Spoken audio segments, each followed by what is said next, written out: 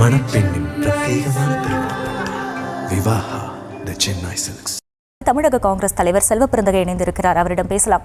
Sir வணக்கம், இணைப்பில் இணைந்தமைக்கு நன்றி. முதலமைச்சர் மு க ஸ்டாலின் பேசியிருந்ததை நீங்க பார்த்திருப்பீங்க.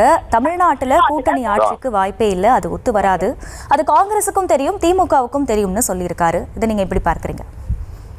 இல்லை, இது ஒரு கட்சிக்கு ஒரு பார்வையில் சில கோரிக்கைகள் வைப்பார்கள். அந்த அடிப்படையில காங்கிரஸ் கட்சியின் ஒரு சில தலைவர்கள் இந்த கோரிக்கையை வைத்திருக்கிறார்கள். இந்த கோரிக்கையை வைப்பது அவர்களுக்கு உரியது.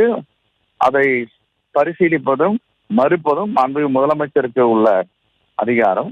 அன்பு முதலமைச்சர் அவர்கள் தமிழ்நாட்டுடைய நிலையை சொல்லியிருக்கிறார். அதற்கு அப்பாற்பட்டு காங்கிரசிற்கும் திராவிட முன்னேற்ற கழகத்துக்கும் உள்ள உறவு எல்லோருக்கும் தெரிந்தது. அது ஒரு நல்வுறவு. கடந்த 4-5 தேர்தல்களாக நாங்கள் வெற்றி பெற்றிருக்கிறோம்.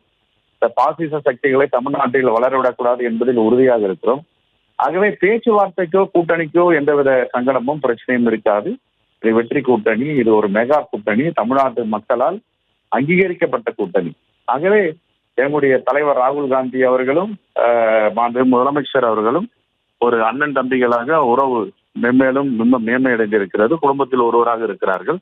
ஆகவே கூட்டணிக்குள் எந்த பிரச்சனையும் இருக்காது, எந்த பிணக்கும் இருக்காது என்பதை நான் உறுதியாக சொல்லுகிறேன்.